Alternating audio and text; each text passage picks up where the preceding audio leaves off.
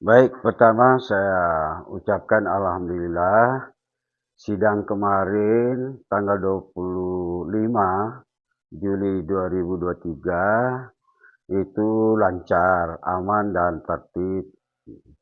Kemudian dalam kapasitas saya sebagai ahli, memang dalam pemeriksaan di persidangan, ya, terutama dari pihak penggugat mempersoalkan kehadiran penerima kuasa yang sebelumnya itu diberikan oleh Ketua KPU, sekarang dikeluarkan oleh PLT Ketua KPU. Ya, itu yang dipersoalkan, bagaimana dimintai pandangan sebagai ahli legalitasnya surat kuasa yang dikeluarkan oleh PLT. Jadi kemarin saya dapat jelaskan kepada pihak penggugat bahwa berdasarkan hukum administrasi pemerintahan negara, ya, Komisi Pemilihan Umum itu adalah badan atau organ pemerintahan, pejabat dan atau pejabat tata usaha negara. Nah, karena itu dalam konteks jabatan, Ketua KPU itu sudah memperoleh kewenangan atribusi yang diperoleh langsung oleh Undang-Undang Dasar 45 atau Undang-Undang, terutama khususnya Undang-Undang Nomor 7 2017, sudah dinyatakan secara tegas bahwa Ketua KPU itu mempunyai tugas untuk bertindak mewakili Komisi Pemilihan Umum, baik bertindak keluar maupun bertindak ke dalam. Itu sudah jelas diatur di dalam Undang-Undang Nomor 7 Tahun 2014, khususnya kalau tidak salah pasal 11, ya, pasal 11 ayat 1. Itu yang pertama saya berikan.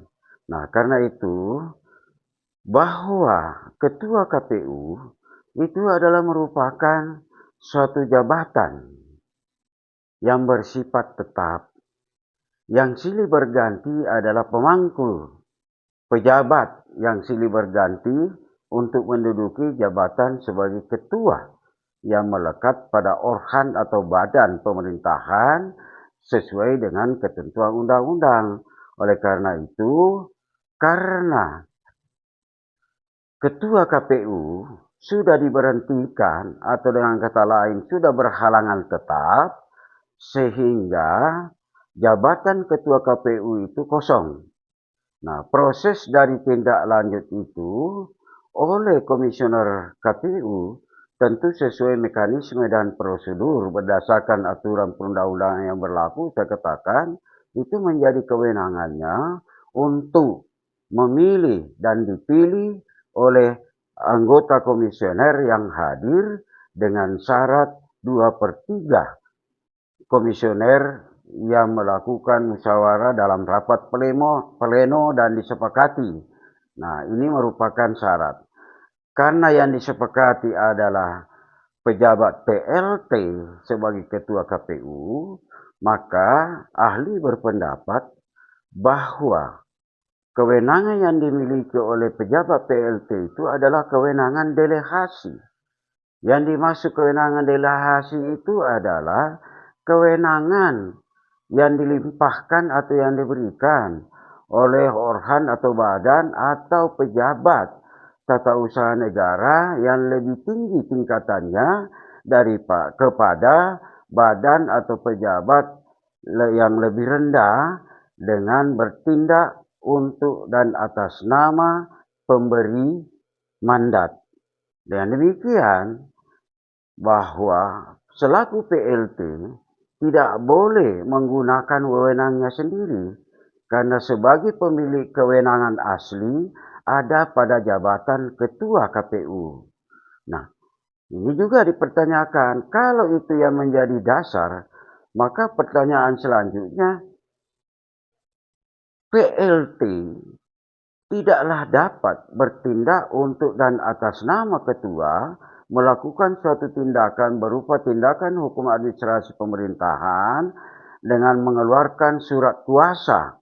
Ya, dalam arti mengeluarkan surat kuasa yang menurut saya itu salah satu bentuk ketetapan tertulis yang dikeluarkan oleh PLT kepada penerima kuasa.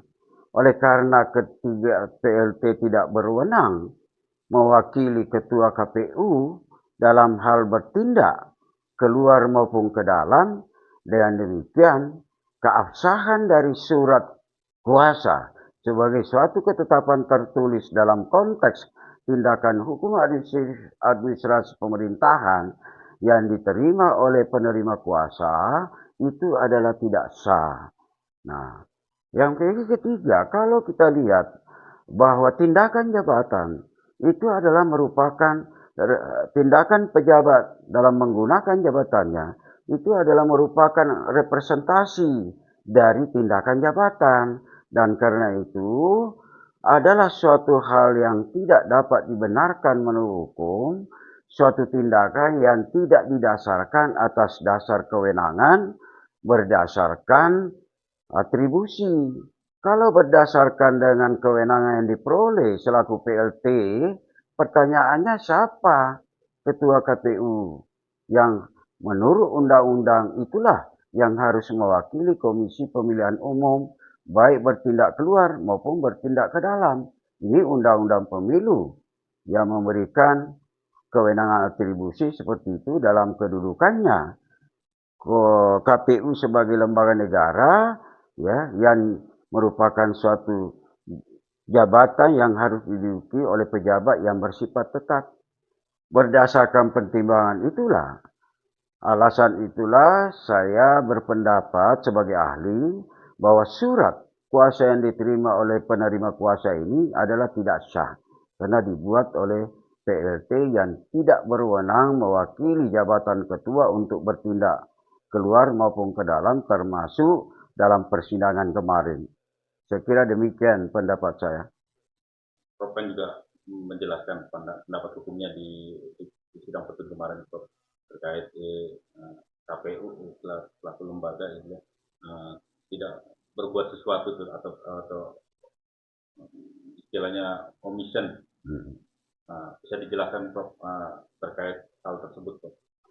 Baik, dapat saya jelaskan kemarin itu bahwa berdasarkan Undang-Undang Nomor 30 Tahun 2014 tentang administrasi pemerintahan, perbuatan melanggar hukum oleh badan atau pejabat tata usaha negara itu memang terdiri atas dua bentuk tindakan. Yang satu tindakan omission, yang satu tindakan commission.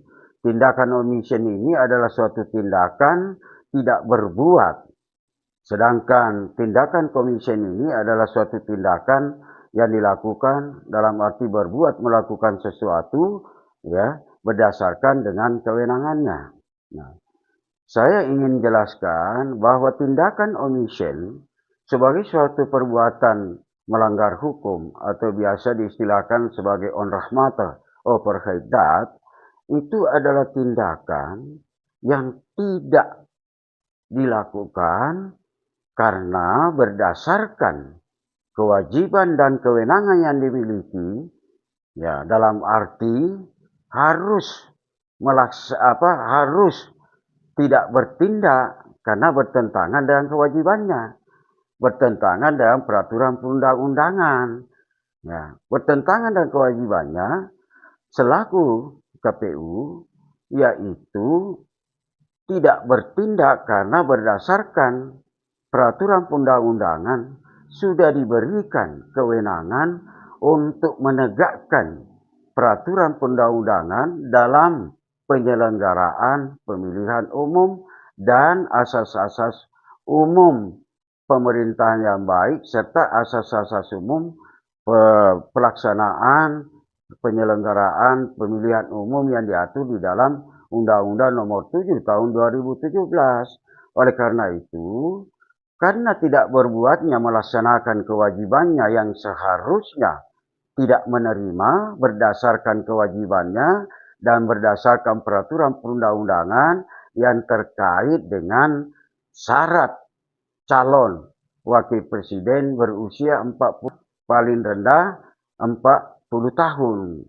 Itu dalam undang-undang. Seharusnya tidak dilakukan menerima itu. Nah, karena itu dalam perspektif hukum administrasi pemerintahan, suatu tindakan yang tidak dilakukan, ya, itu mempunyai akibat hukum.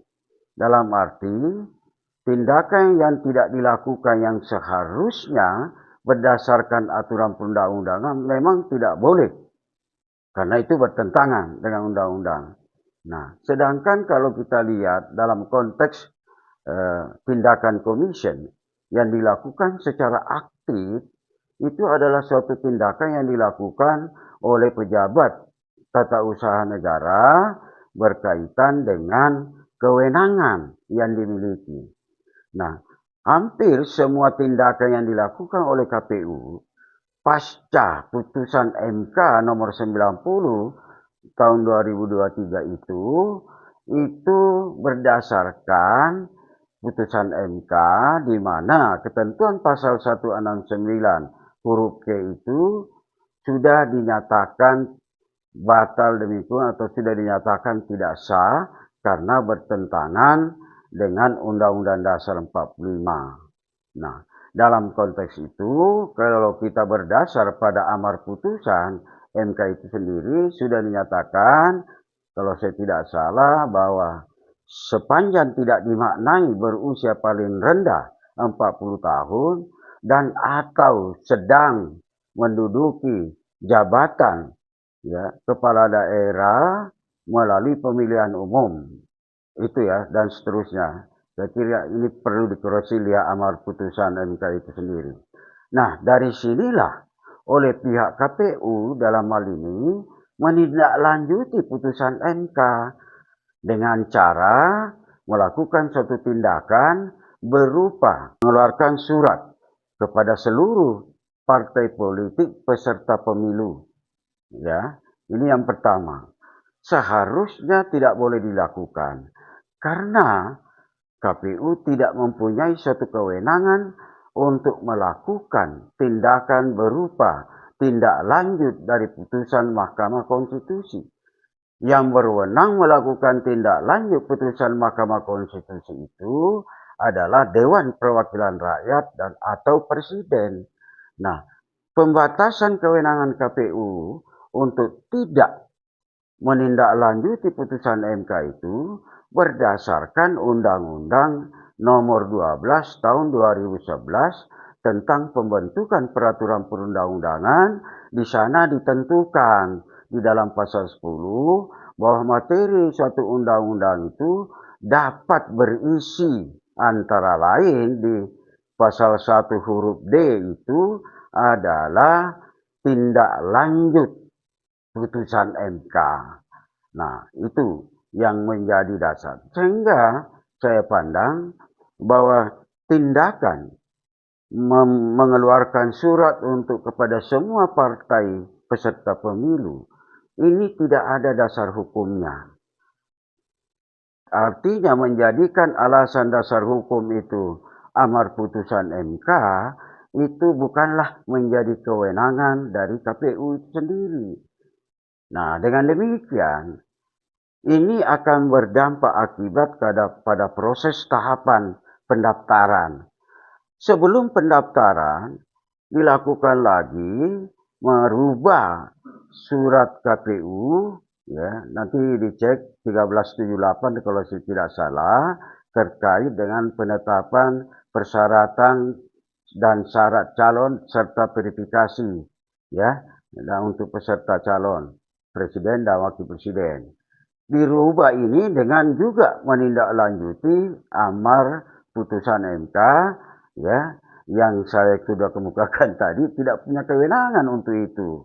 Nah, setelah 2 tahapan tindakan yang dilakukan secara nyata yang tidak ada dasar hukumnya, ataupun kalau ada dasar hukumnya, dia tidak berwenang melakukan tindak lanjut putusan MK sebagaimana sudah diatur dalam Undang-Undang Nomor 12 Tahun 2011 tentang pembentukan peraturan undang-undangan. Dilakukanlah proses pendaftaran. Diterima sebagai memenuhi syarat calon presiden dan calon wakil presiden.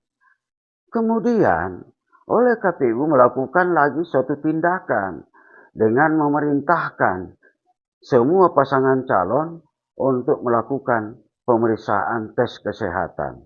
Khusus kepada calon wakil presiden, Saudara Gibran Rakabuming Raka, sejak awal dari proses tindakan itu memang dinyatakan tidak sah karena tidak memenuhi syarat yang ditentukan oleh peraturan undang-undangan, yaitu berusia paling rendah 40 tahun. Nah, sementara peraturan PKPU nomor 19, ya kalau saya tidak salah, tahun 2002 atau 2003 ya, nanti dicek kalau saya tidak salah, itu sudah mengatur juga di dalam ketentuan pasal 13 huruf T juga di PKPU itu yang menyatakan calon berusia paling rendah 40 tahun. Sama dengan rumusan bunyi pasal Undang-Undang Nomor 7 2017 itu di dalam pasal 169 huruf P juga.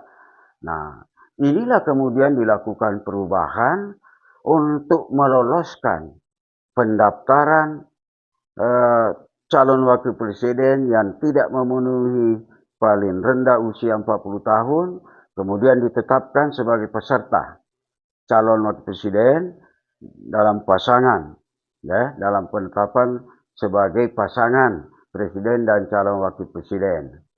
Nah, dari situlah kemudian ditindaklanjuti sebagai peserta pasangan calon presiden dan wakil presiden pemilu tahun 2004, ditindaklanjuti untuk melakukan suatu kegiatan dengan mengikut sertakan Saudara Gibran untuk mengikuti pencabutan nomor urut. Itu semua rangkaian kegiatan proses, ya. Kami menilai bahwa apa yang menjadi gugatan daripada penggugat ini itu semata-mata bukan kepada proses tahapan, ya, bukan pada proses tahapan pemilu, ya. Kemudian sampai pada penghitungan suara dan seterusnya penetapan pasangan calon presiden yang peroleh suara terbanyak sebagai presiden dan wakil presiden terpilih. Bukan itu. Yang menjadi objek gugatan ini sebagai perbuatan melanggar hukum adalah tindakan yang sudah dilakukan bertentangan dengan peraturan perundang-undangan yang berlaku. Nah, karena itu, baik dari segi tindakan omission maupun dari segi tindakan commission yang dilakukan oleh tergugat KPU itu semuanya memenuhi unsur sebagai suatu perbuatan yang melanggar hukum yang dilakukan oleh tergugat KPU. Saya kira itu secara singkat ya.